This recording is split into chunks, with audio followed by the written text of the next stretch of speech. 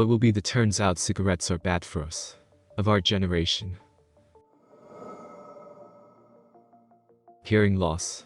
A study of New York college students showed that more than half of them listen to headphones above 85 dBs, enough to cause damage. 1 in 5 teens in the US has permanent hearing loss.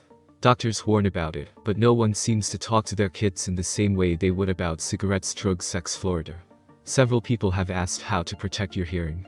One rough way to know if your headphones are too loud is to hold them at arm's length in a quiet room. If you can still hear sound, it's too loud. Add it. With non-noise cancelling non-insulated headphones, you should be able to hear your friend talking next to you while using them. A general rule of thumb is to stay below the halfway point on the volume control, which is below 80 dBs on most devices. Finally, be careful in loud environments, planes, busy streets, where you might have to turn your music up higher to hear it properly. Use noise-canceling headphones rather than earbuds, so you're blocking outside noise rather than drowning it out. I have also been asked how to talk to your kids about Florida. Start small. Confiscate their oranges. If you catch them listening to Jimmy Buffett, it's okay to cut a couple of fingers off. The general rule of thumb is to stay below the halfway point on the volume control, which is below 80 dBs on most devices. Finally, be careful in loud environments, planes, busy streets, where you might have to turn your music up higher to hear it properly. Use noise-canceling headphones rather than earbuds, so you're blocking outside noise rather than drowning it out. I have also been asked how to talk to your kids about Florida. Start small. Confiscate their oranges. If you catch them listening to Jimmy Buffett, it's okay to cut a couple of fingers off. To those who just learned the word ennui. It's pronounced ennui, roughly. I spent years looking like an ass because I never bothered to look up the pronunciation. Don't be like me. There are 3 themes in the comments I want to respond to without typing 100 different comments. Many of the responses seem to boil down to I'm pleased with the situation, so why are you unhappy? If you've done well for yourself and carved out a life that's rewarding, I'm glad for you. That said, your satisfaction is not my satisfaction. Nor is it a consolation to the millions of Americans who are living desperate, miserable lives. Yes, things used to be worse. No, that's not a reason to not want them to get better. My point regarding population density was not intended as a commentary on the proximity of your neighbors. My point is that there is such a massive population that our mode of interaction has changed. The presence of 318 million other people, sorry rest of the world, I'm using USA numbers for this point, requires impersonal interactions and higher barriers to intimacy. This sustained pattern of protective withdrawal is, in my opinion, a huge driver of social isolation and unhealthy relationships. Misuse of antibacterial and antibiotics. As opposed to inoculating shit with good harmless bacteria, we're just creating superbugs.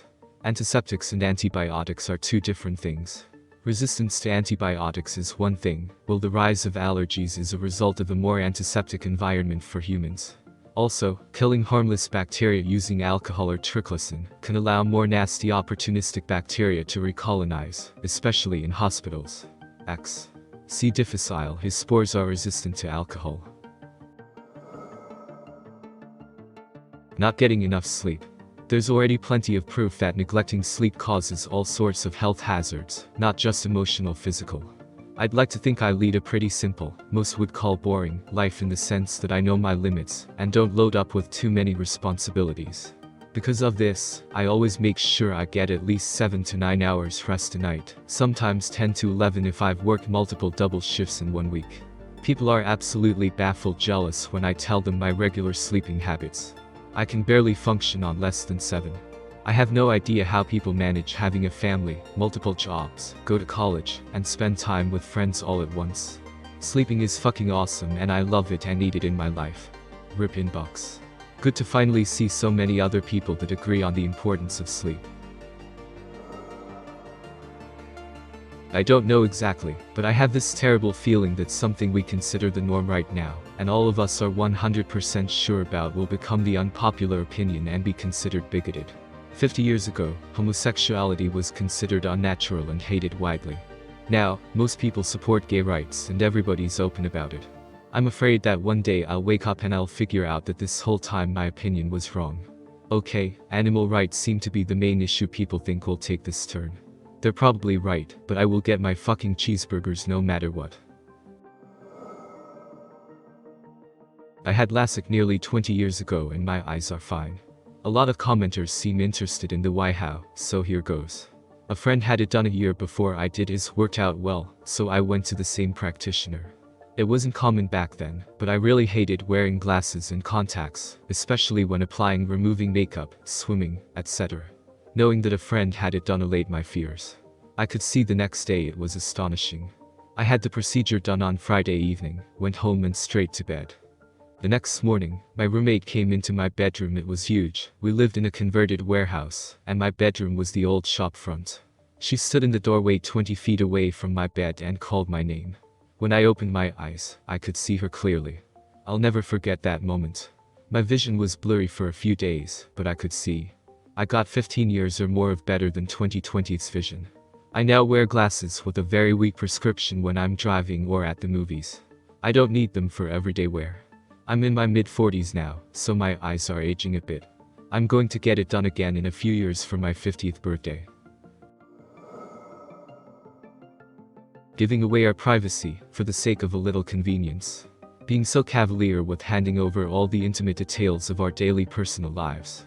Giving away all our professional and personal communications, all our movements and location habits, all our health and fitness information, all our shopping habits, information about everything we say and do in our private lives, all of the personal files that we used to keep locked up on our own hard drive, giving all of this away to who knows how many corporations and their partners and their partners' partners. All for the sake of having certain apps on your smartphone, for having Google Maps in your car, for being able to change the channel on your TV without having to reach for the remote. Bro, I've got nothing to hide. What's the worst that could happen? I'm afraid that our generation will learn what's the worst that could happen. Nobody can give you the certain answer, because by definition we don't know it yet, but I'll give you 3 good options. Engine exhaust. Living within 300 feet of a freeway is already linked to lung diseases, premature births, and over the long-term cardiovascular disease. It's bad enough that California is looking at regulating schools and daycares to be at least 300 feet from a freeway.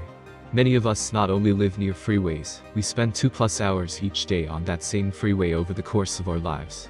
Especially for people who sleep near a freeway, this is a real health concern.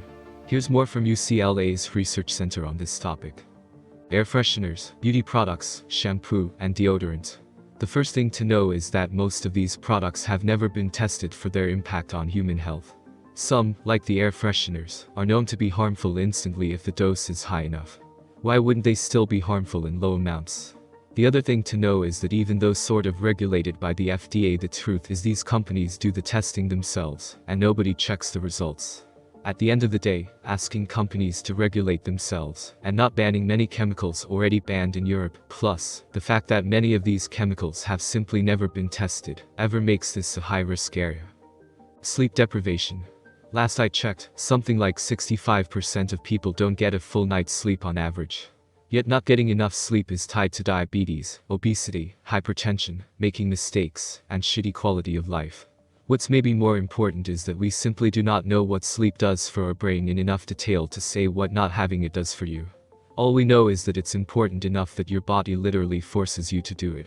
Kind of like eating or breathing. Imagine if breathing 40% less than you should, or permanent malnutrition was normal. We'd be some fucked up people. But that's what we do with sleep. In response to a lot of people disagreeing with my harmful and low amount statement, I agree that just because everything is toxic in high enough amounts doesn't mean all such things are toxic in low amounts. Looks like my sentence did imply that, but it's not what I intended to say. More accurate would be to say that we don't know if there's a safe amount for these things, and we don't know how low doses react in our bodies over years or decades. Many of you pointed out correctly that everything is toxic in a high enough amount, including water, and that doesn't necessarily mean they are toxic in low amounts. I'd counter that the opposite is equally wrong. Something being toxic in high amounts also doesn't say it isn't toxic in low amounts. Unlike water, where the toxicity level is almost absurdly high, many of these substances are packaged and sold in single containers above the toxic high amount. I'm going to have to say air freshener. I have a can next to my toilet, a can in my room, and a can next to the cat litter boxes. My boyfriend has on in his man cave that gives of a little spurt of air freshener like every 30 minutes. I have wall plug-ins in several rooms. So many other people I know do too. We're constantly breathing that in. We do it around kids, around our pets. How devastating would it be if fiber eyes actually gave you throat cancer? Okay, I am sick of typing the same reply over and over again. I'll be damned if I'm going to do it for the 60 similar replies I got about this, so now I got to add it. I do not think my cats stink. I can't smell a thing. Neither can my friends who also have indoor cats. As cat owners, we are used to the way cats smell. This is purely for the benefit of non-pet owners who come to my home, as I am considerate and am aware that pets have a distinct odor if you are not used to it. And since I have people over regularly, I keep my house smelling nice. My cats are not living in filth, they are not peeing on the furniture, I use baking soda in the litter, and I scrub out the litter box twice a week. Now shut up, because people who don't have cats probably hate going inside your house too. I haven't seen it yet, so here goes. Social isolation. Not just how devices separate us, but the culture that's evolved around it as well. The interpretation of your body is yours alone being twisted to mean you should never have to touch people, with the overtones of touching people is therefore abnormal. Also, the increased emphasis on you should never compromise for other people. It yet again overinterprets the concept of don't throw yourself away for someone and takes it way too far the other way. Not everyone has bought into this cultural shift, but I think many of those who do are building a lifelong set of patterns that will make them hellishly lonely in 10 to 30 years down the road. For the love of God, I hope it's human trafficking. People don't know how big of an issue it is, and it gets almost no attention by media. Many also choose to turn a blind eye to it, because it's a topic that makes people uncomfortable. While Taken isn't exactly the perfect demonstration of what trafficking looks like, it gets a lot of things right, except nobody has a Liam Neeson to come rescue them. 99% of victims never see justice. There are more slaves now than ever in history. Many sexual slaves are owned by pimps who use these as prostitutes, and then collect their earnings. Now, with the talk of prostitution being legalized, the future of human trafficking is looking better and better for traffickers. It's ridiculous how little is being done to help these poor people. Adderall and Vyvanse. Probably Ritalin too. Basically, anything that's overprescribed for ad, especially now that people without prescriptions are catching on to what it can do for your ability to study all night or work long hours, or in some people's cases, drink more and longer than they should. Guys, I'm not saying we're the first generation to use these drugs or that people who legitimately have ADHD shouldn't take them. I'm speculating that the misdiagnosis and the abuse by those who buy them without prescriptions because they underestimate the long-term effects will be our generation's turns out cigarettes are bad moment. I had this discussion with some friends a while back, a group composed of software engineers, one guy who works on decommissioning nuclear power stations, some physicists, one doctor, and a couple of health and safety specialists. Our list was something like sugar. It has killed more people in the last 50 years than anything else you can think of. It is at the root cause of the Western world's obesity epidemic. It is in everything. One guy I know actually just cut out white bread from his diet, nothing else. Dropped his sugar intake considerably as a result. Lost about 15 to 16 pounds in a month. Sitting at a desk all day. Office work is probably more damaging to your lung health than physical labor. Apple CEO Tim Cook described sitting as the new cancer. It might sound like hyperbole, but it probably actually is not. Using phones, tablets before bed.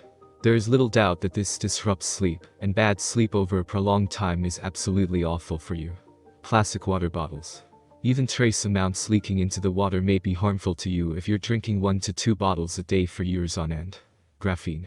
It's an amazing material, but there is a very real chance it could turn into this generation's asbestos. Factories that make graphene-based products are going to have insane controls on air filtration, etc., and I'm not sure I would want to work in one. We also talked about the inverse. Things people assume are very harmful, but in fact are actually safer than you think. Eating fat. It doesn't make you fat, and the right kind of fats are not going to clog your arteries. You should use butter and whole fat milk, etc. Smoking kills fewer people than people think. Also, your doctor will never tell you this, but your body can handle the toxicology of 5 cigarettes a day over 20 years better than 20 cigarettes a day over 5 years. If you are an occasional smoker, your chances of getting a smoking-related disease are probably lower than you think. Nuclear power is vastly safer than public perception. People assume that all nuclear power stations are a potential Chernobyl without realizing the flaws in Chernobyl's design. There are new generator designs that are even safer than today's quite safe designs, with some generators being impossible to push into a meltdown scenario. I know this opinion is anathema on Reddit, but pornography.